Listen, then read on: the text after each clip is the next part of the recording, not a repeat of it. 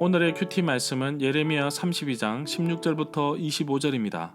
제목 무엇이든 못하실 일이 없으신 하나님.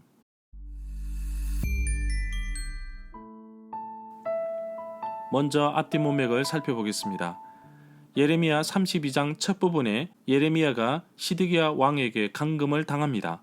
그 이유는 자신이 생각하던 정책에 자꾸만 방해가 되고 여호와의 명령에 정면으로 거부했기 때문입니다. 예레미야를 통한 하나님의 명령은 심판을 받아들이라는 것입니다. 바벨론에 항복하는 것이 하나님의 뜻이라고 하는데 시드기야는 애굽을 등에 업고 열국들과 함께 바벨론에 대항하자고 했던 것입니다. 거짓 선지자들의 예언에 귀를 기울이고 곧 바벨론에서 돌아올 것이라는 현혹된 말에 속아 넘어갑니다. 감금된 상태에서 예레미야의 사촌 하나멜이 찾아와 자기 밭을 사라고 합니다. 이미 여호와 하나님께서 예레미야에게 말씀하신 부분입니다. 예레미야도 곧 나라가 망할 것이고 포로로 끌려가지만 때가 차면 다시 고국으로 불러올 것이라고 여호와의 말씀을 선포하였습니다. 하지만 지금 나라가 망하는 때에 땅, 밭을 사는 것은 말이 안 되는 부분입니다. 그러나 여기에는 하나님의 회복의 메시지가 포함되어 있습니다. 하나님의 심판 이후에는 땅이 회복될 것이고 땅을 사고 팔 정도로 완전히 회복을 말씀하고 있습니다. 예레미야는 땅을 샀고 매매 계약서를 썼습니다. 하나님의 명령에 순종한 예레미야는 이제 자신의 솔직한 고백의 기도를 드립니다. 이스라엘의 역사와 하나님의 섭리를 마치 찬양으로 고백하는 것처럼 기도를 드립니다. 다 이해할 수 없을지라도 하나님께서 함께 하심을 찬양하고 있습니다.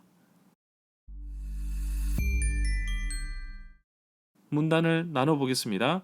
16절부터 22절은 무엇이든지 못하실 일이 없으신 하나님. 23절부터 25절은 멸망을 앞둔 유다의 모습. 16절에 보면 예레미야는 땅 매매 계약서를 네리야의 아들 바룩에게 넘겨주고 나서 여호와께 기도를 드렸습니다. 17절에 보면 든 손, 강한 팔, 펴신 팔과 같은 단어들은 하나님의 능력을 상징합니다. 18절에 보면 예레미야는 하나님이 자기에게 하라고 명령하신 일을 이해할 수 없었으므로 그에게 도움이 된 것은 하나님이 자기 민족의 역사 가운데 행하신 위대한 일들과 언약을 맺으면서 받은 중요한 규정을 기억하는 것 뿐입니다. 출애굽기 20장 2절에서는 나를 사랑하고 내 계명을 지키는 자에게는 천대까지 은혜를 베푸느니라 라고 말씀하고 있습니다. 19절에 보면 여호와께서는 나의 심장을 살피시고 폐부를 시험하고 각각 그 행위와 그의 행실대로 보응하십니다.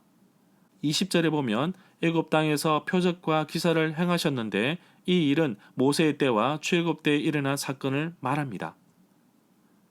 21절에 보면 주께서 표적과 기사와 적들을 무서워 떨게 하는 많은 징조와 기적들을 나타내시면서 주의 백성 이스라엘을 애굽 땅에서 인도하여 내셨습니다. 이 구절은 신명기 4장 34절에도 나옵니다. 22절에 보면 주께서 이스라엘 백성에게 주신 이 땅은 그 조상들에게 주시겠다고 약속하신 땅입니다. 곧 젖과 꿀이 흐르는 이 땅을 그들에게 주셨습니다. 이러한 약속은 여호와께서 모세에게 약속하신 내용에도 포함되어 있습니다. 출애굽기 3장 8절에도 나옵니다. 23절에 보면 여호와 하나님은 이스라엘 백성들을 애굽에서 구원하여 불러 올리셨지만 백성들은 계속해서 여호와의 계명과 말씀에 불순종으로 임하는 것을 볼 수 있습니다. 24절에 보면 이 성은 바벨론 군대가 쳐들어와서 점령해 버렸습니다. 이제 곧 전쟁과 기근과 전염병이 닥칠 것입니다. 주께서 말씀하신 일을 그대로 들이닥쳤으며 주께서는 이루어진 이 일을 친히 보고 계십니다.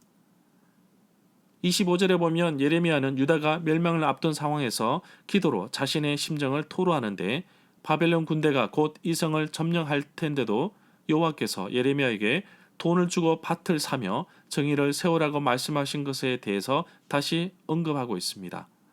예레미야는 사촌 하나멜의 밭을 은 17세겔에 구입하였습니다. 절마다 상세한 설명과 구절 해석, 핵심 내용과 중심 줄거리는 네이버 블로그에 올려져 있습니다. 내게 주시는 교훈입니다. 예레미야는 지금 남유다의 모습이 마치 풍전등화처럼 보였을 것입니다. 한 치 앞도 내다볼 수 없는 상황 속에서 어떻게 하나님께서 행하실 일을 기대하며 행동할 수 있었을까요? 하나님께서 말씀하신 모든 것을 다 이해할 수 없습니다. 하나님은 나의 생각보다 앞서십니다. 해결되지 않는 문제가 있다면 하나님께 가지고 나가십시오. 예레미야가 여호와 하나님 앞에 자신의 마음을 토로하는 것처럼 전적으로 하나님께 나의 마음을 맡겨 봅시다. 그리고 하나님께서 회복하실 그날을 기억하며 한 걸음씩 나아가면 좋겠습니다.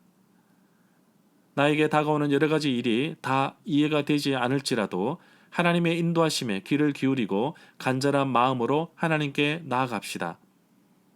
하나님은 상한 심령의 고백을 좋아하십니다. 오늘도 공의로우신 하나님을 신뢰하는 것을 잊지 말고 나를 회복하실 것을 믿음으로 바라보며 살아가는 하루가 되기를 간절히 소망합니다.